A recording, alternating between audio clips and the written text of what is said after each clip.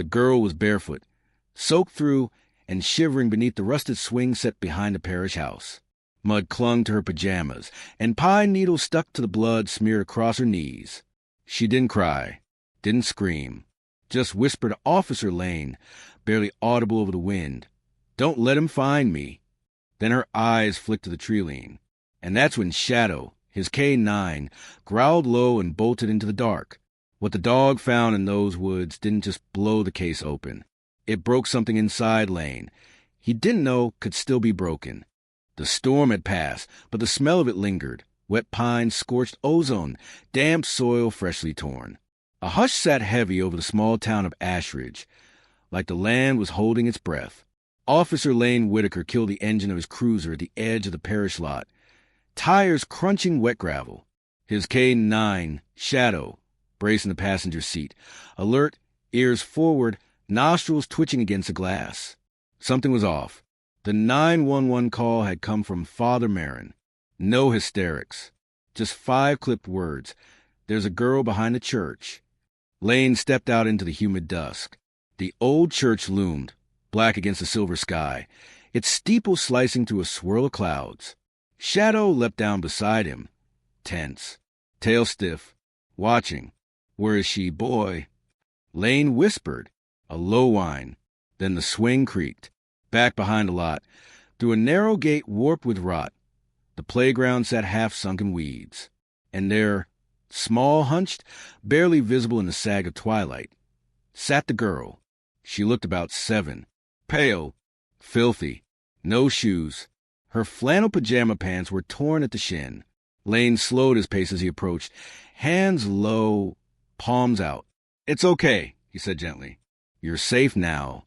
She didn't look up, just kept tracing tiny circles in the dirt with her index finger. Her lips moved. Lane crouched, close enough to hear. "Don't let him find me," she whispered. Shadow's growl rose behind him, guttural, not aimed at the girl. Lane turned his head. The woods. A jagged line of pines crouched behind the swing set, their branches slick with rain. The shadows between them yawned like an open throat. Shadow lunged. "Wait, Shadow." Lane called, but the dog was already gone, crashing into the undergrowth with animal urgency. The girl flinched. Lane scanned the tree lean, hand instinctively resting near his sidearm. He didn't like the quiet. Not this kind. This was the kind that came after something. "Sweetheart," he said carefully, kneeling now. "What's your name?" She blinked slowly. Her pupils were blown wide, glassy. Dissociating, Lane thought. Trauma response. "Izzy," she murmured. "Okay, Izzy. I'm Officer Lane. And that dog, that's Shadow. He's the best partner I ever had. He'll keep us safe." She looked past him into the trees. Not from him. Who's him? She started to shake. Her fingers curled into the dirt. "Did someone hurt you?" Lane asked, softer now. Her body recoiled, almost animal-like. "He's not my dad," she said. Lane's jaw tightened. A rustle in the woods. Then a single bark, sharp, angry. Shadow's voice. Lane stood, pulling his flashlight and stepping forward. "Stay right here, Izzy. Don't move." But she shot up, grabbed his pant leg. "Don't go. Please don't leave me with the trees." Her voice broke there. Lane hesitated. She was trembling, the kind of shaking that came from deep inside the bones. The kind he'd seen in victims after house fires, after standoffs, when they thought they were safe, but their bodies didn't believe it yet. "Izzy, listen, I have to make sure no one's coming back." "Okay, I'm just going to check." She didn't release him, not at first, but finally, slowly, her fingers slipped free. Lane moved toward the trees. The beam of his flashlight knifed through the wet undergrowth. His boots sank into soft moss, branches scratching at his sleeves. He could still hear the swing set groaning behind him, swaying in wind that no longer blew. "Shadow," he called. Silence. Then movement. Fast. Coming toward him. He reached for his weapon. But Shadow emerged alone, panting, snout streaked with dirt. No blood, but something clung to his teeth. Lane crouched. "What is that?" Shadow dropped it. a strip of red flannel. Lane turned toward the swing set. Izzy's pajama pants were missing a strip at the shin. His pulse surged. He scanned the ground. Tracks, not just the girls. Larger, erratic. Boot prints, partially washed by the storm but still deep. Someone had been chasing her. Or worse, dragging her. He grabbed his radio. Dispatch, this is Whitaker. I've got a juvenile female, possible abduction victim. Send child services and backup. We may have an active suspect in the area. K-9's picked up a trail. Static. Then, copy that, Officer Whitaker. Units en route. ETA 20. Over. Lane looked back toward the playground. The girl was gone. He sprinted. Shadow bolted ahead of him, nose to the ground, tail up, tracking hard. They found her by the chapel steps. Crouched beneath the gutter spout, arms wrapped around her knees. She didn't speak when he lifted her, just clung to him, silent. As Lane carried her into the rectory, Father Merrin met them in the hallway, an old man with sunken eyes and mud on his cuffs. She came from the woods, the priest asked. Looks like it. Merrin frowned. That's strange. Why? No one lives out there anymore. Lane met his eyes. What do you mean? Those woods.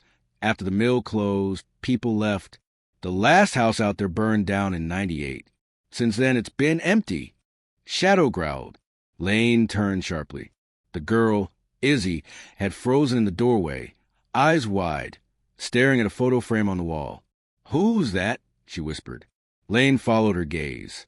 A sepia photograph, old, cracked, of 3 priests. One in the center had a hand resting on the shoulder of a boy about her age. The man's smile was brittle, his collar askew. Izzy stepped forward and raised a trembling finger. That's him. Lane stared. That's who? He asked, stomach tightening. Her voice was almost inaudible. That's who lives in the woods. He took the photo down. Father, who is this? Merrin leaned in, squinted. That's Father Roscoe. Where's he now? Merrin's expression darkened. He disappeared years ago. Left suddenly, never said where. Rumor said he'd gone overseas, but no one ever heard from him again. Lane looked down at the photo. The man's eyes, something in them, watching even now. Izzy whispered. He has tunnels under the trees. Lane's heart slammed against his ribs. What kind of tunnels? He calls them the rabbit paths. He said if I ever told, he'd put me back down there, in the dark part. Merrin turned pale.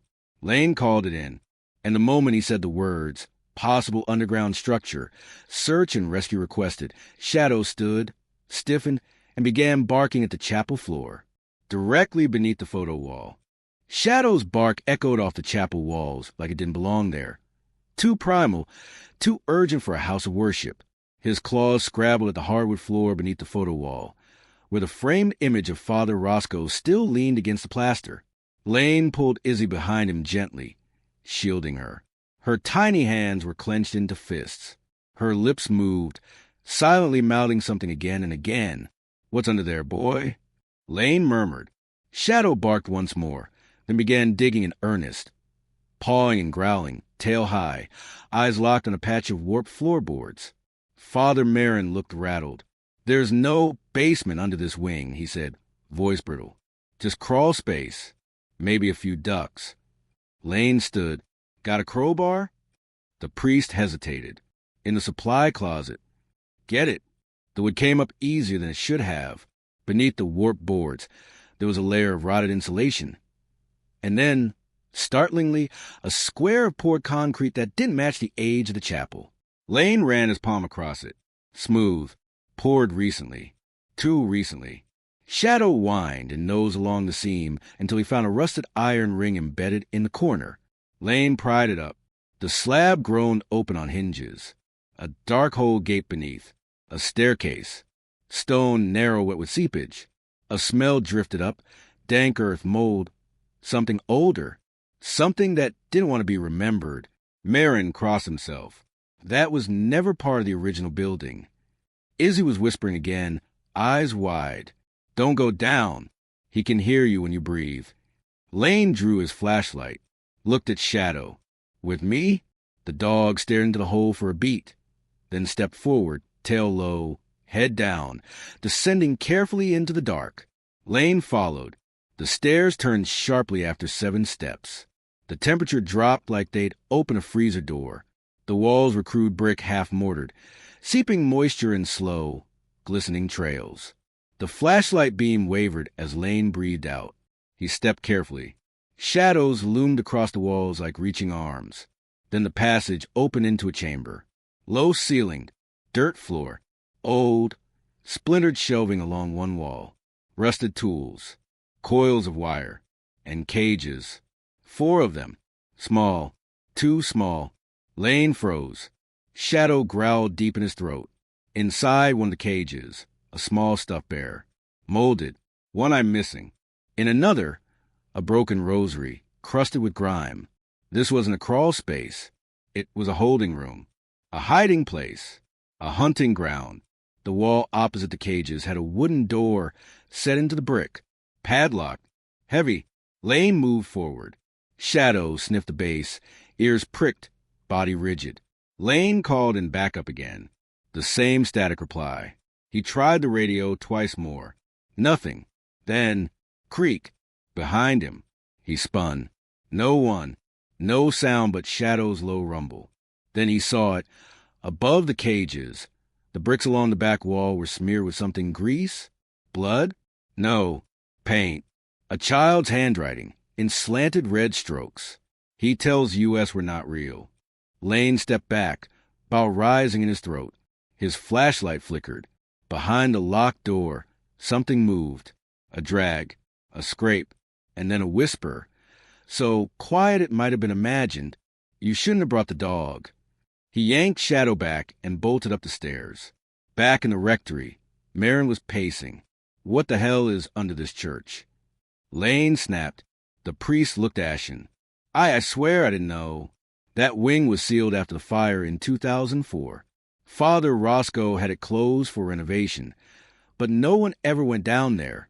Lane stared at him. Did you ever ask questions? Marin stammered. He was respected.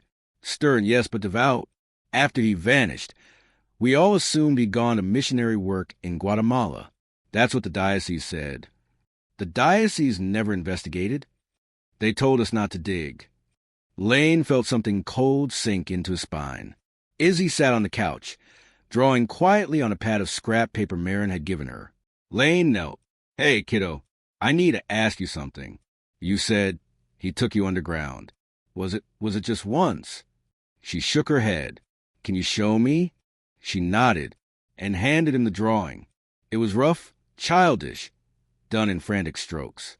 But Lane recognized immediately a series of tunnels, chambers, stairs, and something in the center, a large X drawn over what looked like a well.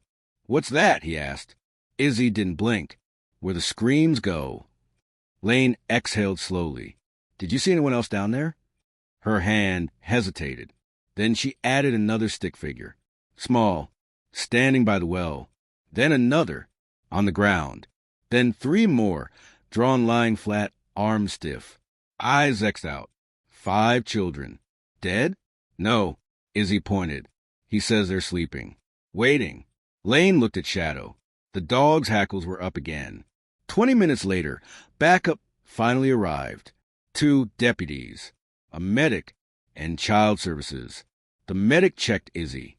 Minor hypothermia. Dehydrated. Scratches, bruises.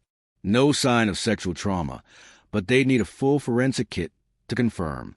She wouldn't let anyone touch her but Lane. When they tried, she screamed. Lane held her hand the whole time. Deputy Caldwell met Lane by the squad car. Boss wants to seal the place till daylight, he said. Too dangerous underground at night. Like hell, Lane muttered. He could still be down there. Who? Lane said nothing. Instead, he pulled the drawing from his pocket, showed it to Caldwell. You see this? Lane tapped the well in the center. We dig there. Caldwell frowned. You think it's a grave? I think it's worse. They called in ground-penetrating radar and a cadaver dog by dawn. It hit pay dirt beneath the chapel floor. 9 feet down. Bones. Dozens. Some small. Some tiny. Child size. An unmarked mass burial. Later, they'd uncover more than 30. Some skeletons had bindings around the wrists. Others still wore pieces of cloth. Sunday dresses, plastic beads, cartoon t-shirt scraps. Not just children from Ashridge. Children missing from towns miles away. Some had never even been reported. No one to claim them. No one but the drawings on Izzy's page. As for Father Roscoe, he didn't turn up. Not that day. Not ever. They searched the tunnels. Dug into sealed brick corridors. Even drained the old well Izzy had drawn. No trace of him. Not alive. Not dead. Just gone. But Izzy swore he still watched. And one night, 2 weeks later, she handed Lane another drawing. The church, the swing set, a little girl, and just behind the trees, something tall, cloaked in shadow, with eyes. I see him sometimes, she said, but he can't come near. Why not? Lane asked softly. She smiled for first time. Because your dog scares him. They buried the bones without ceremony. Too many for headstones. Too few names. Each one marked only by a wooden cross staked into dry Ashridge soil behind the parish. The graveyard stretched wider than it had in generations, silent under the wind. Izzy wouldn't go near it. Lane watched her from a distance as she sat cross-legged in the grass beside Shadow, her hand resting on his back, fingers buried deep in his thick black fur. She didn't speak much those days. But Shadow, he stayed near her always. He hadn't left her side since the night they found her. And Lane? He couldn't stop dreaming of that tunnel. The Ashridge Police Department locked up the chapel, condemned the South Wing. Official reports use phrases like unauthorized renovations and historic site violation. What they didn't say, but everyone knew, was this. The town had been feeding its children to a ghost. And no one had asked enough questions. 2 weeks after the discovery, Lane was called into Chief Hammond's office.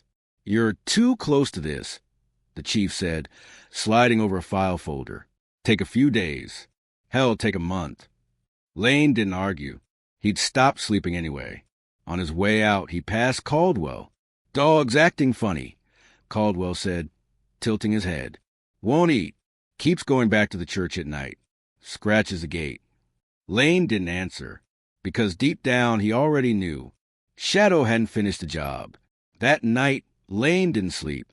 He loaded Shadow into the truck at midnight, drove back to the parish, cut the lock on the back gate, and stepped into the same clearing where he'd found Izzy. The swing moved again, though there was no wind. Shadow didn't hesitate. He sprinted to the chapel side, nose low, hackles raised. He began circling, sniffing. Then he stopped cold, paw raised, staring at a section of earth behind the old generator shed. Lane followed him there, shining his light. A fresh patch of soil, looser, darker. Lane got down on one knee, ran his hand across the ground, found a small wooden handle, a trapdoor, hidden in the dirt. He opened it. The air that rose was colder than the night itself. It smelled of rust and rot, but older, too, like something had been dying in silence for years. Shadow backed up, tail between his legs, then growled. Lane took out his flashlight, drew his sidearm, and climbed down. It wasn't a tunnel this time. It was a room. Stone walls, arching, circular, like an ancient cistern sealed underground. Carvings marked the walls, religious symbols twisted and wrong. Childlike, but wrong. Chains dangled from one beam overhead. In the center, a chair, wooden, tall, carved with symbols. And in the chair, a body, or what had once been one, draped in the tattered remains of a priest's robe, head slumped, hands folded, the skin like wet parchment, eyes sunken into sockets that no longer wept. Father Roscoe, still seated, still smiling. A tape recorder sat on the ground beside him, covered in dust. Lane picked it up. "Press play. Click. They say I'm dead now." The voice was rasping, broken, faint, but I'll still hear them. Down here, I always heard them. The ones who whispered in my ears at night. The ones who told me where the hollow ones lived. The ones who didn't have real souls. Pause. She was the last. The one who escaped. But she's not clean. She brought the beast with her. That damn dog. He remembers. Lane's pulse hammered. The dog remembers. Click. The tape ended. Lane crouched and examined the body. There was no blood, no sign of trauma, just one bullet casing on the floor. Old, rusted, self-inflicted. Lane guessed. Years ago, Roscoe hadn't vanished. He'd buried himself. Back at the top of the ladder, Shadow began barking violently. Lane scrambled out and froze. The chapel door was open. He'd locked it before. Someone was standing in the doorway. Small, barefoot. Izzy, I told you not to come back here, she said. Her voice was flat. Lane stood. How did you? Who brought you here? She didn't answer. Shadow stopped barking. Instead, he whined and walked toward her. Lane reached for him instinctively. Shadow, wait. But the dog ignored him. Izzy knelt and touched his head. You remember now, she whispered. Don't you? Shadow tilted his head, then growled. Lane moved quickly. Izzy, step away from him. But she looked up at Lane, and her eyes were glassed over. Empty. Wrong. They always remember the good ones, she said. But not soon enough. A long silence fell. Then Shadow lunged. But not at Izzy. At Lane. He knocked him flat to the ground, just as something behind him burst from the tree lean. Tall, pale, something that wore the memory of a man, like a second skin. Lane fired. Once. Twice. Then everything went dark. He woke in the hospital. 2 broken ribs. Concussion. Claw marks along his shoulder. Not animal. Not human, either. Shadow had saved him. That thing in the woods, whatever it had been, didn't finish the job, because Shadow dragged Lane 300 yards back to the highway. Barked until someone stopped. Izzy was gone. No sign of her. No footprints. No trace she'd ever been at the chapel. Weeks later, Lane returned to the church one last time. He brought flowers. For the children, he placed them by the crosses behind the chapel, where wind-scattered leaves and silence ruled again. Shadow sat beside him, old now, tired. Lane rubbed his ears. You remembered, he whispered. The dog thumped his tail once. Just once. Then stared into the trees again, and didn't look away.